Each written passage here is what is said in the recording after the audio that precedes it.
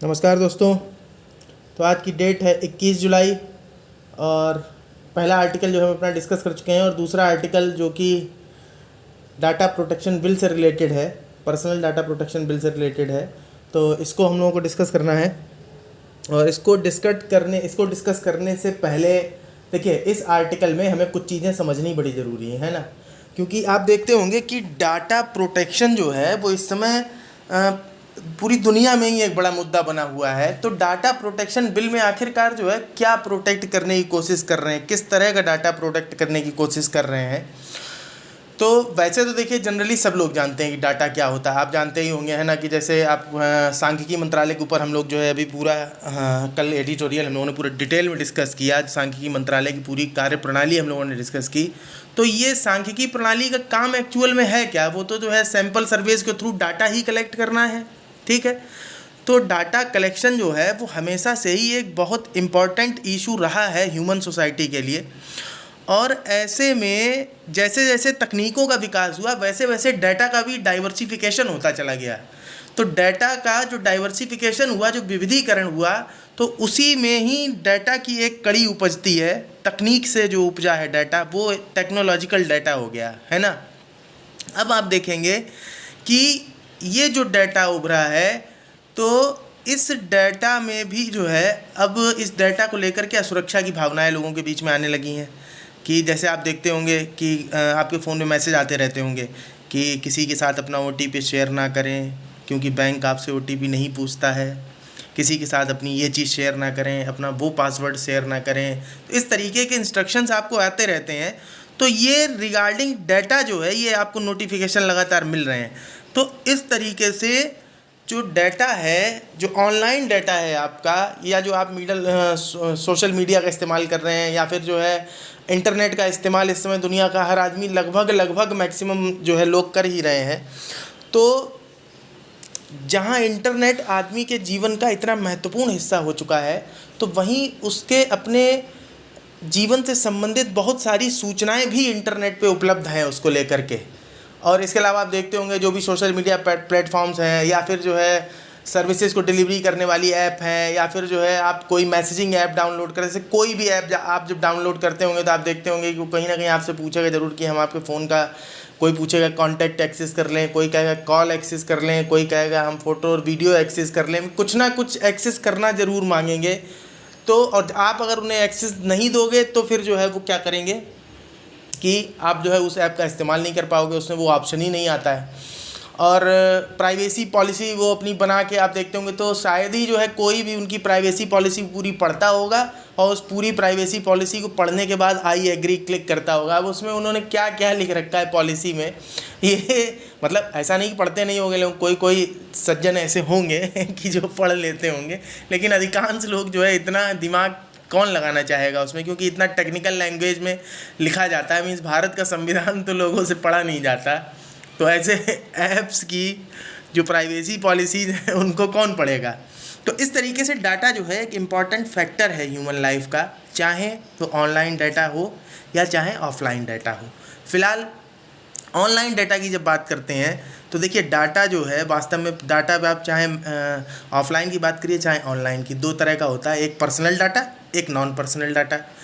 अब चूंकि डाटा इतना ज़्यादा व्यापक हो चुका है और इतना ज़्यादा बल्क में है कि इसको कैसे आइडेंटिफाई किया जाए कि कौन सा डाटा पर्सनल है, कौन सा डाटा नॉन पर्सनल है, और कौन से डाटा को किस तरीके से रेगुलेट किया जा सकता है, किस डाटा को कंट्रोल करना ज़रूरी है, किस डाटा को हम शेयर कर सकते हैं। तो इस तरीके के बहुत से सवाल डाटा के इतने बड़े बल्क के साथ इस दुनिया के सामने तैयार खड़े थे।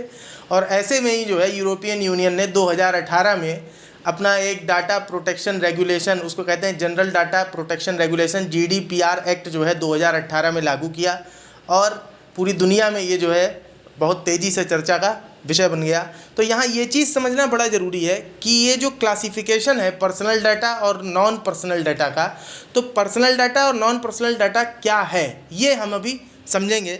लेकिन इसके पहले एक बार जो है हम लोग थोड़ा सा देश में इस समय क्या चल रहा है, देखिए ऐसा है, इसको जो है थोड़ा अपने वीडियो को इंक्लूसिव बनाने के पर्पज़ से, मीन्स बहुत ज़्यादा डिटेल में तो हर चीज़ पे डिस्कशन पॉसिबल नहीं, लेकिन और कम से कम एटलीस्ट जो है आप देश के चलते सिनेरियो से जो एग्ज़ाम के पर्सपेक्टिव से इंपॉर्टेंट चीज़ें हो सकती हैं उतना तो कम से कम आपको नॉलेज रहे। तो कुछ जो है हल्का सा हम लोग जो है एक रिव्यू ले लेते हैं कि कल के दिन में आखिरकार हुआ क्या हमारे देश में।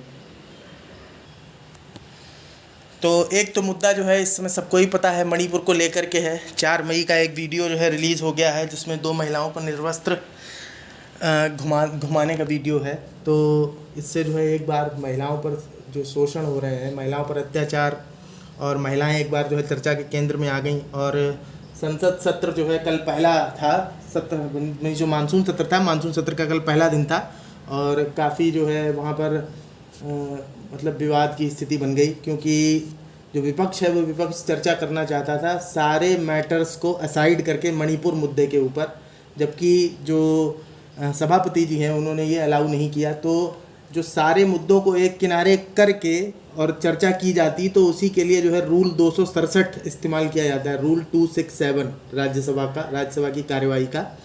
तो ये रूल 267 भी चर्चा में है, तो ध्यान रखिएगा कि सदन के सारे कामकाज को, देखिए एक्चुअली सदन की प्रोसेसिंग चलती कैसे है कि एक जो है वो कमेटी होती है बिजनेस एडवाइजरी कमेटी। तो बिजनेस एडवाइजरी कमेटी पहले से ये तय करके रखती है कि आज का जो दिन, आज की जो मीटिंग होगी संसद सत्र की, इसमें क्या क्या कामकाज होना है। तो बिजनेस एडवाइजरी कमेटी ने जो कुछ भी निर्धारित किया होता है रूल 267 के अंदर जो है उस सारे बिजनेस को जो है रोक दिया जाता है, सस्पेंड कर दिया जाता है, और उसके बाद उस मुद्दे पर चर्चा की जाती है, इसलिए क्योंकि वो राष्ट्रीय महत्व का मुद्दा होता है। ठीक है, तो मीन्स राष्ट्रीय महत्व का मुद्दा जिसको कहेंगे। अब इसको जो है रूल 267 के अंदर किया क्या जाता है एक्चुअल में, ऐसे विपक्ष को या फिर जो भी सांसद हैं वहाँ पे, माननीय सांसद, वो जो है क्या करेंगे कि एप्लीकेशन देंगे सभापति को, और उसमें कम से कम जो है 50 प्रस्तावकों के हस्ताक्षर होने चाहिए। तो 50 प्रस्तावकों के हस्ताक्षर वाली एक एप्लीकेशन देनी होगी कि ये मुद्दा जो है ये राष्ट्रीय महत्व का मुद्दा है, इसलिए हम चाहते हैं कि रूल 267 के अंदर सदन जो है सारे बिजनेस को एक साइड करे और आज जो है इसी पर चर्चा होगी। तो उस दिन जो है और बाकी कोई कामकाज फिर नहीं हो पाता है। तो हालांकि ये इस बात पर राजी नहीं हुए, जो सभापति जी थे वो रूल 167 के लिए कह रहे थे, और उसमें क्या है शॉर्ट ड्यूरेशन के लिए डिस्कशन आप कर सकते हैं किसी मैटर पे, मींस आधे घंटे का। तो इस तरीके से ये दोनों चर्चा में रहे। दूसरा ये कि राज्यसभा में ही कल जो है उपाध्यक्ष जो रहेंगे, जैसे क्या होता है कि हर समय तो जो सभापति नहीं बैठ पाएंगे, तो उसमें कुछ उपाध्यक्षों की एक आप कह सकते हैं ग्रुपिंग जो है अनाउंस कर दी जाती है। तो कल जो ग्रुपिंग या अनाउंस की गई, उस ग्रुपिंग में 50% से 50% महिलाएं भी सम्मिलित रहीं, ये बात थी। दूसरा आपको जो ध्यान देने वाली बात है वो ये है कि उपाध्यक्ष जो है संसद सत्र के पहले दिन घोषणा की जाती है कि कौन कौन जो है उपाध्यक्ष के तौर पर काम करेगा, ठीक है ना। दूसरा ये कि इसके अलावा आप देखेंगे तो राज्यसभा में कल जो है सिनेमेटोग्राफी बिल, उसको जो है 2023 को प्रस्तुत किया गया है, पायरेसी वगैरह को रोकने के लिए है। मींस पायरेसी वगैरह को रोकने के लिए क्या है, इसमें कई सारी चीज़ों को है, जैसे जो ये रेटिंग दी जाती है, आपने देखा होगा यूए करके लिखा रहता है ना, फॉर एडल्ट है या अंडर एज, इस तरीके की चीज़ें जो रेटिंग है, तो रेटिंग चेंज करने के लिए ऐसे उसमें नई रेटिंग सब शामिल की जाएंगी, UA7, UA13, UA16+, इस तरीके की, ठीक है। दूसरा ये कि जो पायरेसी है उस पर जो है कड़ी सज़ा का प्रावधान किया जाएगा। और सेंसर बोर्ड अभी तक क्या करता था, 10 साल के लिए सर्टिफिकेट देता था किसी फिल्म को, अब उसकी जगह पे परमानेंट सर्टिफिकेट देगा। तो इस तरीके के प्रोविज़न है। बाकी फर्दर आगे एडिटोरियल में कवर होंगे तो हम लोग कवर करेंगे इन चीज़ों को डिटेल में। दूसरा ये कि दिल्ली के प्रशासनिक अधिकारियों के नियंत्रण से संबंधित जो दिल्ली सरकार केंद्र सरकार का अध्यादेश था, वो अध्यादेश सुप्रीम कोर्ट ने संविधान पीठ को भेज दिया। 5 जो जज रहेंगे उस बेंच में, तो संविधान पीठ में भेज दिया उसको चर्चा के लिए। और इस समय श्रीलंका के राष्ट्रपति जो है रानिल विक्रमसिंघे, वो भारत यात्रा पर हैं 2 दिवसीय, तो उनके साथ भी, और श्रीलंका के साथ हमारे जो है कूटनीतिक संबंधों के 75 साल पूरे हो गए हैं। अमेरिका के साथ भी हमारे जो है 75 साल ही पूरे हुए थे, है ना। बाकी G20 के जो एम्प्लॉयमेंट इंगेजमेंट ग्रुप है, वर्किंग ग्रुप है एम्प्लॉयमेंट, उसकी मीटिंग चल रही है। इसमें इंदौर में। बाकी एनर्जी ट्रांजिशन को लेकर के एक ग्रुप है, तो उसकी मीटिंग चल रही है गोवा में, ये चौथी मीटिंग है दोनों की। और इसके अलावा आप देखेंगे कि अभी जो है जापान के साथ में एक MOU साइन किया है भारत ने सेमीकंडक्टर की मैन्युफैक्चरिंग को लेकर के। मतलब इसमें कई सारे पैरामीटर शामिल हैं, कुल मिला के आप ये थोड़ा जान लीजिए केवल कि सेमीकंडक्टर को लेकर के जापान के साथ भी MOU साइन हुआ है। इसके अलावा इसरो ने अपने गगनयान मिशन को लॉन्च करने के लिए जो उसमें इस्तेमाल करेगा सर्विस मॉड्यूल प्रोपल्सन सिस्टम, तो सर्विस मॉड्यूल प्रोपल्सन सिस्टम का जो है सफलतापूर्वक कल परीक्षण कर लिया गया। 250 सेकंड तक के लिए परीक्षण किया गया था महेंद्रगिरी में। महेंद्रगिरी में क्या है कि लिक्विड प्रोपल्सन सेंटर है, तो वहीं पर जो है इसको उन्होंने टेस्ट किया, सक्सेसफुल रहा। इसके अलावा महिलाओं के खिलाफ अपराध इस समय जो चर्चा में आए हैं, तो इस बारे में आप ये जान लीजिए कि महिलाओं के खिलाफ अपराध में जो सबसे ज़्यादा आगे है इस समय प्रदेश, तो वो है राजस्थान। NCRB के डाटा के अकॉर्डिंग, मीन्स आप समझिए कि जो केवल रेप के मामले हैं, तो NCRB के डाटा के अकॉर्डिंग जो है 2009 से 2019 तक में 295% की बढ़ोतरी हुई है महिलाओं के खिलाफ अपराध में राजस्थान में। ऐसे ही केरल भी जो है, और उसके बाद दिल्ली। तो ये तीनों राज्य जो है मीन्स सबसे ज़्यादा अपराध महिलाओं के खिलाफ राजस्थान में, नंबर 2 पर केरल, नंबर 3 पे दिल्ली। ये जो NCRB के डाटा के अकॉर्डिंग है, नेशनल क्राइम रिकॉर्ड ब्यूरो। और इसके अलावा जो है गैर बासमती चावल पर इस समय जो है सरकार ने रोक लगा दी है निर्यात पे। और त्यौहार आने वाले हैं, तो त्योहारों को लेकर के कीमत ना बढ़ जाए, इसलिए जो है गैर बासमती चावल के निर्यात पर रोक लगाई गई है। बाकी पूरी तरीके से रोक नहीं है, अगर जहाज़ में सामान लोड हो रहा था तो बीच में रोक के तो नहीं कर देंगे, तो उसका निर्यात हो सकता है। दूसरा, कुछ देशों के लिए जो एक्सेप्शनल प्रोविज़न किए हैं भारत सरकार ने, तो उनको भी जो है निर्यात किया जाएगा। इसके अलावा इस समय फीफा महिला विश्व कप का आयोजन किया जा रहा है न्यूजीलैंड में। तो कल 2 मैच हुए, एक ऑस्ट्रेलिया का था, एक न्यूजीलैंड का था। तो न्यूजीलैंड जो है 15 साल बाद कोई मैच जीता है वर्ल्ड कप से रिलेटेड फुटबॉल का, तो नॉर्वे को हरा करके जो है न्यूजीलैंड ने वो मैच जीता। बाकी ऑस्ट्रेलिया और आयरलैंड का भी एक मैच था, तो उसमें ऑस्ट्रेलिया जो है वो विनर रहा। फिलहाल अब हम चलते हैं अपने वापस आर्टिकल की तरफ। तो चूंकि ये बिल जो है पर्सनल डाटा से रिलेटेड है, मीन्स इसका नाम है पूरा digital personal data protection bill. तो ठीक है, सबसे पहले हम ये समझ लेते हैं कि डाटा हमने आपको बताया था कि 2 तरह का होता है, एक पर्सनल डाटा, एक नॉन पर्सनल डाटा। ठीक है, ऑनलाइन भी हो सकता है, ऑफलाइन भी हो सकता है, और इलेक्ट्रॉनिक भी हो सकता है। मीन्स ऑनलाइन ऑफलाइन को आप ऐसे भी कह सकते हैं कि इलेक्ट्रॉनिक भी हो सकता है, मैनुअल भी हो सकता है, कागज़ों पे फाइलों में भी, है ना। तो पर्सनल डाटा के अंदर जो है कोई भी ऐसी जानकारी मैनुअल हो सकती है, इलेक्ट्रॉनिक हो सकती है, जो कि किसी ह्यूमन बीइंग के बारे में जेनेटिक इन्फॉर्मेशन कंटेन रखती हो, आनुवंशिक जानकारी देती हो, साइकोलॉजिकल जानकारी देती हो, मानसिक या फिर इकोनॉमिकल जानकारी देती हो, आर्थिक उस व्यक्ति के बारे में, या फिर सोशल या सामाजिक जानकारी देती हो उस व्यक्ति के बारे में, मैनुअली या इलेक्ट्रॉनिक तरीके से रजिस्टर्ड हो कहीं। तो कुल मिला के दोनों ही तरीक़ों से ये चारों जानकारियाँ जो हैं वो पर्सनल डाटा के अंदर आती हैं। मैं एक बार फिर से रिपीट कर देता हूँ, कोई भी जानकारी जो मैनुअल या इलेक्ट्रॉनिक वे में कहीं दर्ज हो, वो जेनेटिक हो सकती है, साइकोलॉजिकल हो सकती है, इकोनॉमिकल हो सकती है, सोशल हो सकती है, पर्सनल डाटा के अंतर्गत आती है। ये बात आप याद रखिएगा। अब थोड़ा सा अगर आप देखेंगे तो पर्सनल डाटा को मैं थोड़ा और ओपन करके बता देता हूँ आपको। तो जानकारी के तौर पे जैसे आपकी रेस क्या है, नस्ल मतलब, एथनिक रीजन क्या है आपका, आप किस क्षेत्र से आते हैं, आपकी एथनिसिटी क्या है, निर्जातीयता क्या है आपकी। जैसे आप मणिपुर में देख रहे होंगे कि मीती समुदाय और घाटी में रहने वाले, वो पहाड़ी में रहने वाले जनजातीय समुदाय कुकी जो, तो कुकी जो और मीती समुदाय के बीच किस तरीके का झगड़ा है ना। तो एथनिक प्रॉब्लम है ये, है ना। तो race, ethnic region, ethnicity, political opinions, राजनीतिक विचार आपके क्या हैं, ये जो है पर्सनल डाटा हो गया। रिलीजियस, धार्मिक डाटा, या फिलॉसफिकल बिलीफ्स, आपकी मान्यताएं आस्थाएं क्या हैं दार्शनिक रूप से, या फिर आप किन ऑर्गेनाइजेशंस में मेंबर हैं, या फिर जेनेटिक डाटा, या फिर बायोमेट्रिक डाटा। बायोमेट्रिक आप समझ रहे होंगे, जैसे मान लीजिए आधार कार्ड में आपकी आँखें, मतलब आइरिस स्कैन, फिंगरप्रिंट्स, ये सारी, तो ये बायोमेट्रिक डाटा जो ये भी आपका पर्सनल डाटा है। हेल्थ डाटा, स्वास्थ्य से संबंधित जो भी डाटा, ये भी पर्सनल है। Sex life, sexual orientation, means आप जो है जैसे सेम सेक्स मैरिज आर्टिकल 377 को स्ट्राइक डाउन किया गया, तो सेक्सुअल ओरिएंटेशन जो है वो जो है उनका विपरीत लिंग की तरफ नहीं होता है।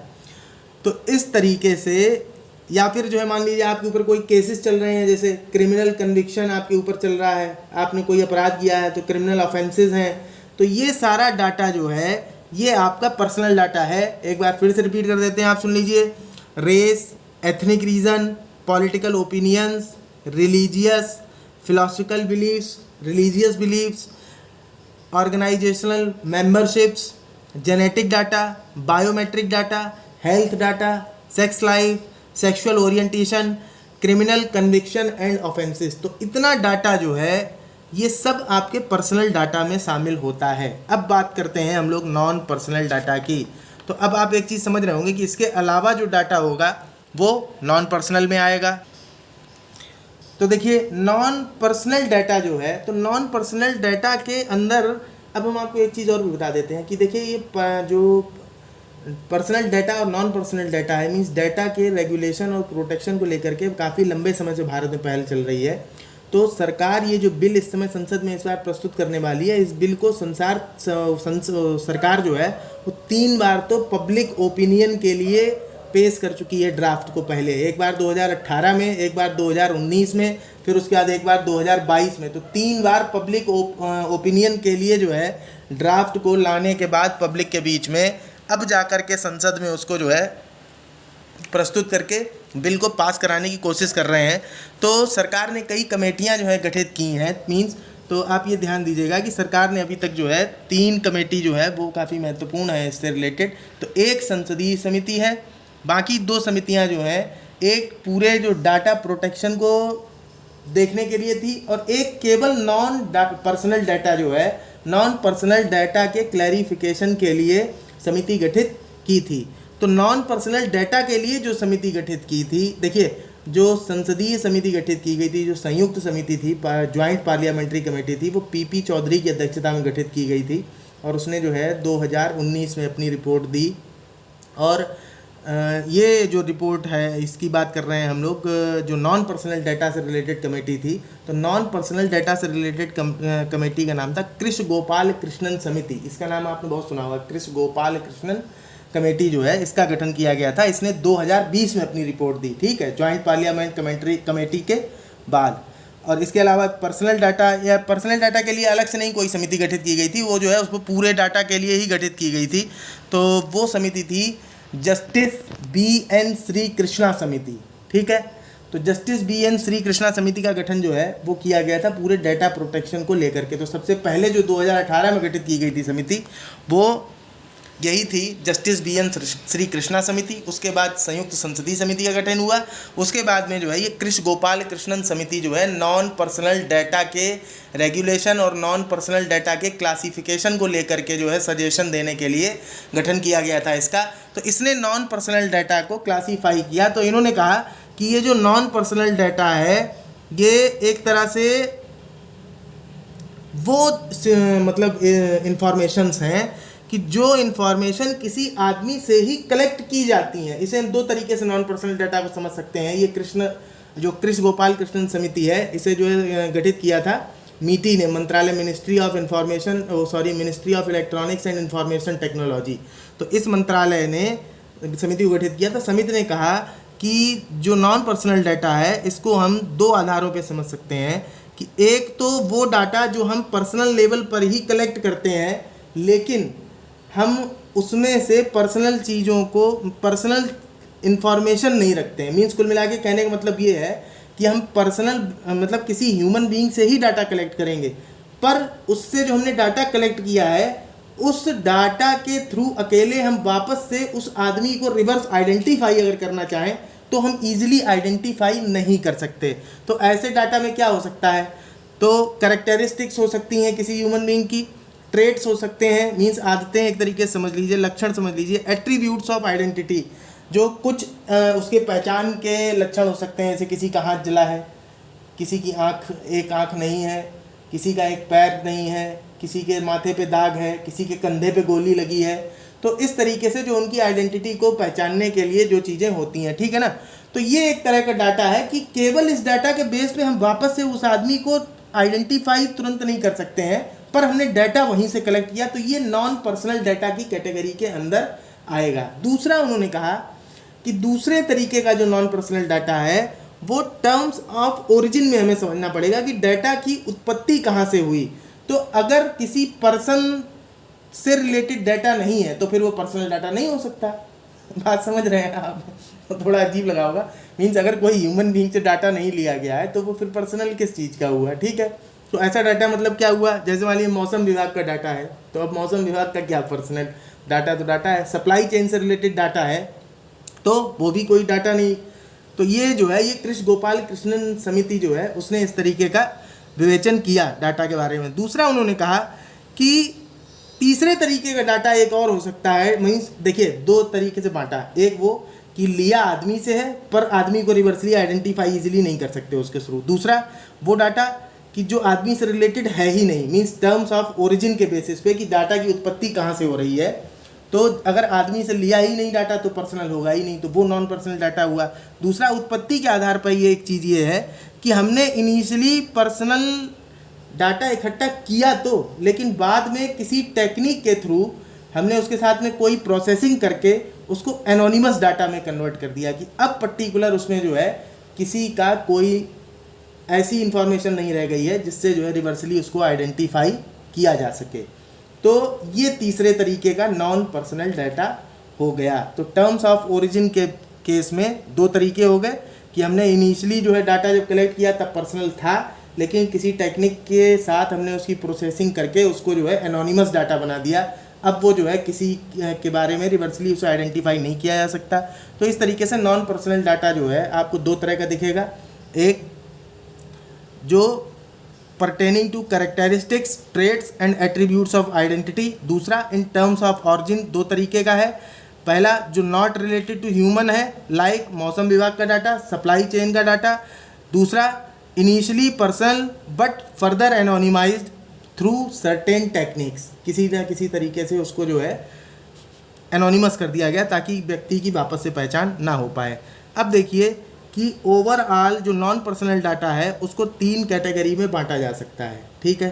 तो तीन कैटेगरी वो कौन सी हैं? Public non personal data, community non personal data और प्राइवेट नॉन पर्सनल डाटा। तो पब्लिक नॉन पर्सनल डाटा के अंदर वो डाटा आता है जो गवर्नमेंट इकट्ठा करती है, ठीक है। और गवर्नमेंट किस लिए इकट्ठा करती है कि जो पब्लिकली फंडेड वर्क्स हैं, तो पब्लिकली मीन्स जिसमें सरकार पैसा लगा के कोई प्रोग्राम चला रही है, तो उस प्रोग्राम के अंतर्गत किसको क्या दिया जाएगा, इससे रिलेटेड चीज़ों को फिक्स करने के लिए जो डाटा इकट्ठा करती है गवर्नमेंट, उसको कहते हैं पब्लिक नॉन पर्सनल डाटा। जैसे लैंड रिकॉर्ड्स हो गए, व्हीकल रजिस्ट्रेशंस हैं, गाड़ियों के रजिस्ट्रेशन की सूचनाएं हो गई। दूसरा कम्युनिटी नॉन पर्सनल डाटा का मतलब क्या है? ये एक ऐसा डाटा है जो एक तरीके से आप कहो कि बस केवल किसी कम्युनिटी के बारे में हमने कलेक्ट कर लिया, पर्सनली जो है किसी के बारे में, किसी एक आदमी के बारे में नहीं है, वहाँ पे कम्युनिटी के बारे में पूरा डाटा ले लिया जो पूरी तरीके से केवल फैक्चुअल डाटा है और इसके साथ में किसी तरह की कोई प्रोसेसिंग नहीं की गई है, ठीक है। प्रोसेसिंग अगर कर दी जाएगी तब तो फिर उसे पर्सनली बनाया जा सकता है, पर बिना किसी प्रोसेसिंग के raw and factual data about community, उसको कहते हैं कम्युनिटी नॉन पर्सनल डाटा। और इसके बाद तीसरी डाटा की कैटेगरी है प्राइवेट नॉन पर्सनल डाटा। ये अगर किसी प्राइवेट एंटिटी ने जो है किसी तरीके से कोई डाटा कलेक्ट किया है अपनी एल्गोरिथम्स के थ्रू या फिर अपनी जो है प्रोप्रिएटरी नॉलेज के लिए, मीन्स कुल मिला के एक तरीके से अपने किसी काम को पूरा करने के लिए किसी तरीके का सर्वे वर्वे करा के, या फिर ऑनलाइन आप देखते होंगे नहीं, ऐसे यूट्यूब है आ जाएगा कभी भी, आप जो है बता दीजिए किस तरीके के एक्सपीरियंस है आपके, या आप कोई आर्टिकल पढ़ते होंगे तो पूछते हैं was this helpful for you, कहीं या बहुत सारी साइट्स में इस तरीके से चलता रहता है। तो ये क्या है? ये एक तरीके से एनोनिमस डाटा, मतलब ये ऐसा डाटा है कि जो प्राइवेट एंटिटीज़ कलेक्ट कर रही हैं, तो इसको कहते हैं प्राइवेट नॉन पर्सनल डाटा। अब जो कम्युनिटी नॉन पर्सनल डाटा की हम लोग बात कर रहे थे, जैसे मान लीजिए MCD है किसी शहर की, तो नगर निगम है, उसके पास में डाटा रहता है, वो कम्युनिटी का नॉन पर्सनल डाटा है। ऐसे ही आप देखोगे कि जो विद्युत विभाग है उसके पास में भी डाटा रहता है, लोग बिजली का बिल जमा करते हैं, तो ये भी एक तरीके से प्रोसेस्ड नहीं किया गया है इसको, इसलिए जो है ये raw and factual data of community है, ठीक है। उसके बाद में अब आप देखिए कि जो नॉन पर्सनल डाटा है इसे लेकर के प्रॉब्लम्स क्या क्या आती हैं, तो वो आप जो है डाटा के उससे ही समझ सकते हैं कि पर्सनल अगर रिवर्स आइडेंटिफाई कर लिया तो आदमी को नुकसान पहुंचा सकते हैं, अगर कोई कम्युनिटी का डाटा जो है पा गए आप, तो कम्युनिटी को ही पूरा हार्म पहुंचा सकते हैं। बाकी प्राइवेट एंटिटी जो हैं उनके डाटा वगैरह से कभी कभी नेशनल सिक्योरिटी वगैरह को नुकसान हो सकता है, तो ये जो है केवल नुकसान हो सकते हैं। तो इस तरीके से जो है पर्सनल डाटा और नॉन पर्सनल डाटा की बात होती है। अब हम लोग जो है आते हैं अपने आज के आर्टिकल पर। तो आर्टिकल आज का जो है हमारा शुरू होता है। पहले आप ये चीज़ जान लीजिए कि ये जो DPDP बिल है, इसके अंदर ऑनलाइन, इसके नाम से कभी कंफ्यूज मत हो जाइए कि digital personal data protection bill, तो जो है ऑफलाइन डाटा इसमें इंक्लूड नहीं होगा। इसमें ऑनलाइन और ऑफलाइन दोनों ही डाटा जो कि भारत में है, भारत के बाहर का डाटा नहीं। तो and online and offline data in India will fall under its legal domain. ये याद रखिएगा कि डाटा चाहे ऑनलाइन हो या ऑफलाइन हो, पर भारत के अंदर होना चाहिए, तो इसके लीगल डोमेन में आएगा। और इसके डाटा से रिलेटेड कलेक्शन, स्टोरेज और प्रोसेसिंग, इससे रिलेटेड जो है मींस उसको आप जो है कैसे कलेक्ट किया जाएगा, स्टोरेज कहाँ करेंगे और प्रोसेसिंग उसकी कैसे की जाएगी, क्या किया जाएगा उस डाटा के साथ, तो ये सारी चीज़ों को रेगुलेट करने के लिए जो है ये DPDP बिल आ रहा है। फिलहाल हमने आपको पहले ही बता दिया था कमेटियों के बारे में, एक बार फिर से रिपीट कर देते हैं। एक सीरियल सीक्वेंस में आप देख लीजिए कि सबसे पहले जो है डाटा प्रोटेक्शन को लेकर के जस्टिस BN श्री कृष्णा समिति का गठन किया गया। इसने अपनी रिपोर्ट 2018 में दी। ये 9 सदस्यीय समिति थी, जस्टिस BN श्री कृष्णा समिति। फिर उसके बाद में संयुक्त संसदीय समिति PP चौधरी की अध्यक्षता में गठित की गई, जिसने 2019 में जो है अपनी रिपोर्ट दी। और उसके बाद में नॉन पर्सनल डाटा के क्लासिफिकेशन को लेकर के कृष गोपाल कृष्णन समिति का गठन किया गया, जिसने 2020 में अपनी रिपोर्ट दी। अब कुल मिला के हम लोग अपने आर्टिकल पे आते हैं। तो अब देख लीजिए आप कि ऑथर कहते हैं कि भारत जो है यूरोप के जैसा नहीं है। मींस यूरोप ने तो भारत जो है यूरोप के जैसा नहीं है, क्यों? भारत में 1.5 अरब लोग रहते हैं, ठीक है। तो इन 1.5 अरब लोगों के ऊपर अचानक से आप जो है डाटा प्रोटेक्शन से रिलेटेड बिल लेकर के आ रहे हैं, तो कहते हैं कि ये काफ़ी जो है मुश्किल काम थोड़ा सा लगेगा। फिर उसके बाद आगे कहते हैं कि यूरोपियन यूनियन का जो डाटा प्रोटेक्शन लॉ है, जिसको जनरल डाटा प्रोटेक्शन रेगुलेशन कहते हैं, वो 2018 के बीच में जो है लागू हुआ था। और इसको most comprehensive data privacy law means most comprehensive data privacy law की तरह दुनिया में स्वीकार किया जाता है। और कहते हैं कि हालांकि इसे जब लागू किया गया तो यूरोपियन यूनियन को भी बहुत सारी परेशानियों का सामना करना पड़ा। हालांकि लोग ये कह देते हैं कि ये तो केवल ऐसे ही कहने की बात नहीं, यूरोपियन यूनियन जो है उससे कोई दिक्कत नहीं, वो अपने आप से धीरे धीरे करके इम्प्लीमेंटेशन कर लेगी, ठीक है ना। ये जो लिखा है ना, relegated to the status of a paper tiger, means कोई चीज़ दिखने में जितनी खतरनाक लगती है उतनी खतरनाक है नहीं, ठीक है, इनफेक्टिव है। तो वही कह रहे हैं कि implementation and risk being relegated to the status of a paper tiger, means जब लागू किया यूरोपियन यूनियन ने तो ऐसा नहीं कि उन्हें परेशानियां नहीं हुई, लेकिन ये कहा गया कि ठीक है इम्प्लीमेंटेशन और रिस्क जो है वो क्या जैसे दिख रहे हैं जितने खतरनाक उतने खतरनाक होंगे नहीं। फिर उसके बाद आगे कहते हैं कि लेकिन भारत के मामले में ठीक ऐसा नहीं होने वाला है। हालांकि यूरोपियन यूनियन को कह रहे हैं कि उसके लीगल स्ट्रक्चर की वजह से जो भी प्रॉब्लम्स आई होंगी, लेकिन भारत में ये जो कानून है ये टूथलेस है, मीन्स ये जो है प्रभावी कानून नहीं है, किसी का कुछ बिगाड़ नहीं सकता। कुल मिला के कहने का मतलब ये है कि बिल तो भले ले आ रहे हैं, लेकिन सिटीजन्स के राइट टू प्राइवेसी को, डाटा प्राइवेसी को ये कंट्रोल या रेगुलेट कर नहीं पाएगा। कहने का मतलब ऑथर का ये है। उसके बाद ये कहते हैं कि सरकार ने जो है 2022 में इस बिल को पब्लिक ओपिनियन के लिए लेकर के आया था। तो इसको जो है ये सरकार का तीसरा अटेम्प्ट था पब्लिक ओपिनियन के लिए। इसके पहले सरकार 2018-19 में पहले भी लेकर के आई थी। और ये बिल जो है ये केवल पर्सनल डाटा को प्रोटेक्ट करने के लिए है। और उसके बाद कहते हैं कि ये पर्सनल डाटा को प्रोटेक्ट करने की जहाँ तक बात है, तो जो इस समय वर्तमान समय में जो एंटिटीज़ हैं, यानी जो स्टेक होल्डर हैं मार्केट में, जो डाटा को यूज़ करते हैं, तो वो इतने वेरियस टाइप्स के डाटा को यूज कर रहे हैं, पर्सनल लेवल पर भी और नॉन पर्सनल लेवल पर भी। मींस पर्सनल डाटा और non personal data various category का इतना इकट्ठा करती हैं कंपनियां कि ये जो है वो अपना मतलब जैसे उनको क्या प्रोफाइल को टारगेट करना है या फिर जो यूज़र है उसको मॉनिटर करना है, या फिर जो है उनको प्रेडिक्शन देना है। जैसे आप देखेंगे कि आपको कोई चीज़ पसंद है कि नहीं है, आप कोई जो है अमेजन वगैरह को ओपन करिए तो जो चीज़ें आपको अच्छी लगती वही दिखेंगी, या जिस टाइप की चीज़ें पढ़ना आप पसंद करते हैं आप यूट्यूब खोलेंगे तो उन्हीं वीडियो के रिकमेंडेशन आएंगे जो आप देखते हैं।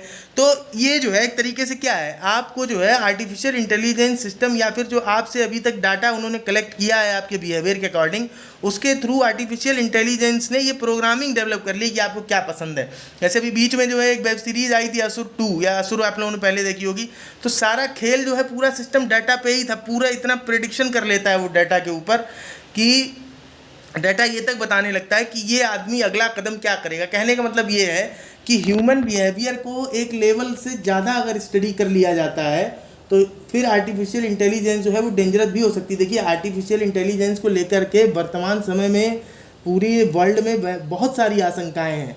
तो वैसे ही अब आर्टिफिशियल इंटेलिजेंस है वो बिना डाटा के थोड़ी चल सकती है, लेकिन जितना ज़्यादा डाटा मिलेगा उसको वो उतनी इफेक्टिव होती जाएगी। तो वही बात ऑथर यहाँ कह रहे हैं कि जो एंटिटीज़ हैं वो इतने वेरियस टाइप्स का पर्सनल और नॉन पर्सनल डाटा यूज़ करती हैं कि अगर गवर्नमेंट जो है ये और उनका काम क्या है, वो डाटा कलेक्ट करती हैं इसलिए ताकि वो लोगों को टारगेट कर सकें, मॉनिटर कर सकें, अपने यूज़र की मतलब निगरानी कर सकें, उसको जो है प्रेडिक्ट कर सकें उसके बारे में चीज़ें। जैसे वो कहते हैं कि रात में जो है 9 से 11 अमेजन की शॉपिंग लिस्ट लोग जो है बहुत ज़्यादा देखते हैं, तो उसका एग्रीगेट डाटा जो है वो अमेजन के पास है कि रात को 9 से 11 के बीच में सबसे ज़्यादा लोग जो है यहाँ पे आते हैं शॉपिंग करने के लिए। तो उस समय हम कैसे करके लोगों को मतलब होल्ड कर सकते हैं या फिर जो है अपने फ़ायदे के लिए जो है उन्हें एक तरीके से प्रोवोक कर सकते हैं। तो फिर वो कहते हैं कि लेकिन अगर जो ये पर्सनल डाटा हो या नॉन पर्सनल डाटा हो, हम कह रहे हैं कि सरकार पर्सनल डाटा को प्रोटेक्ट करती है और नॉन पर्सनल डाटा के बारे में नहीं भी सोचती है। तो नॉन पर्सनल डाटा जिसे आप समझ रहे हैं कि ये जो है रिवर्सली व्यक्ति को आइडेंटिफाई नहीं कर पाएगा, तो ऐसा नहीं है। वो कहते हैं कि नॉन पर्सनल डाटा के कई सारे अगर डाटा सेट्स के साथ में मैच कराया जाए, जैसे उदाहरण देते हैं वो कि कोई मान लीजिए अपने घर से रोज़ उबेर की राइड लेता है और कहीं जाता है और वहाँ पे एक चर्च है, वहाँ पे 7 बजे रोज़ जो है प्रेयर होती है। तो अगर कोई आदमी डेली चर्च से मीन्स सुबह उबेर की राइड लेता है और 7 बजे चर्च उतरता है जा कर के, और चर्च में टाइमिंग है 7 बजे प्रार्थना की, तो इन तीनों बातों को कनेक्ट करते हुए कोई भी आदमी ये जान सकता है कि वो आदमी जो रोज़ उबेर राइड ले रहा है वो किस रिलीजियस बिलीफ का है या उसकी रिलीजियस कम्युनिटी कौन सी है। साथ में वो जहाँ से बार बार पकड़ रहा है उबेर तो ये भी जान जाएगा कि इसका होम एड्रेस क्या है। तो अब ये होम एड्रेस और रिलीजियस बिलीफ जो है ये पर्सनल डाटा की कैटेगरी के अंतर्गत आता है। तो ये कहते हैं कि पर्सनल डाटा को कैसे रेगुलेट कर पाएंगे, क्योंकि नॉन पर्सनल डाटा को कई सारे डाटा सेट्स के साथ मैच करके पर्सनल डाटा में कन्वर्ट किया जा सकता है। कहते हैं 2018-19 के जो ड्राफ्ट थे, कम से कम 2018-19 के वो ड्राफ्ट जो हैं वो कवर करते थे इन सारी चीज़ों को, लेकिन अब जो बिल लेकर के आई है सरकार इसमें उन पहलुओं को शामिल नहीं किया गया है। दूसरा वो कहते हैं कि ये जो डाटा प्रोटेक्शन बोर्ड अथॉरिटी बनाई जा रही है इसके अंदर, कि कैसी अथॉरिटी है कि ये जो है किसी को आर्थिक रूप से जुर्माना तक नहीं लगा सकती। केवल ये जो है व्यक्ति की अगर कोई व्यक्ति शिकायत करता है इस मामले में आकर के तो केवल जो है एक कार्यवाही को शुरू कर सकती है, ना तो आर्थिक रूप से जुर्माना लगा सकती है, ना कोई दंड का प्रावधान है। और बाकी दूसरा काम इसका क्या है कि सरकार या सुप्रीम कोर्ट मतलब न्यायालय जो है इसको जैसा निर्देशित करेगा वैसा ये काम करेगी। तो कुल मिला के ये है कि इसमें एक्शन लेने की ताकत नहीं है, और अगर ये एक्शन लेगी भी तो एक मैटर है कि एक जगह एक्शन ले सकती है कि कोई भी जो एप्लीकेंट है वो किसी तरीके की गलत या फर्जी जो है शिकायत दर्ज ना करे। अगर किसी ने गलत या फर्जी शिकायत दर्ज की या कोई छोटी मोटी चीज़ को बड़ा बनाने की कोशिश की तो उसके खिलाफ ज़रूर ये कार्रवाई कर देगा। फिर कहते हैं कि अब एप्लीकेंट जो है उसके खिलाफ तो कार्रवाई कर देगा, लेकिन जब बात आएगी यूजर और डाटा एंटिटी के बीच की, जो डाटा कलेक्ट करती है बड़ी बड़ी कंपनियां, तो वहाँ पे जो है ये कुछ नहीं करेगी, लेकिन एप्लीकेंट को उसके खिलाफ एक्शन ले लेगी। फिर उसके बाद कहते हैं कि अगर डाटा इकोनॉमी के सिनेरियो की हम लोग इस समय बात करते हैं तो जो डाटा प्रोसेसिंग का नेचर है वो इतना ज़्यादा कॉम्प्लेक्स हो चुका है कि इतने ज़्यादा कॉम्प्लेक्स नेचर को समझ पाना किसी यूजर के बस की बात नहीं है। और अगर कोई समझ भी लेता है तो भी वो कितना भी एक्स्ट्रा स्मार्ट हो, लेकिन वो जो टेक्नोलॉजिकल कंपनीज़ हैं, जो बिग डाटा एंटिटीज़ हैं, तो जो बिग डाटा बिजनेस से रिलेटेड कंपनीज़ हैं उन कंपनीज से ज़्यादा एडवांस यूज़र जो है सिंपली तो मीन्स प्रायः जो है कहीं पर भी नहीं मिलेगा। मीन्स इसका मतलब ये हुआ कि हर समय एक सिटीजन जो है वो एक कदम पीछे ही है डाटा बिजनेस में लगी हुई कंपनियों से। तो इनका डाटा हमेशा यूज ही होता रहेगा और इस चीज़ को कोई नहीं रोक सकता। और क्योंकि जो अथॉरिटी है वो भी इतनी कमज़ोर बनाई कि अपनी तरफ से पहल भी नहीं कर सकती। इस बात को भी वो कहते हैं कि जैसे फूड डिलीवरी ऐप है कोई, तो वो फूड डिलीवरी ऐप जो है हमारा सारा डाटा ले लेती, घर का पता भी ले लेगी, गली मोहल्ले सब पूरा पता ले लेगी, खाने में हमें क्या पसंद है ये उसको पता, और बाद में क्या करेगी हमारा डाटा जो है दूसरे को बेच देगी। और जबकि जो है ये तय रहता है कि वो डाटा किसी को नहीं बेच सकते या नहीं शेयर कर सकते, पर बेच देगी, हमें पता ही नहीं चलेगा उसने बेचा कि नहीं बेचा।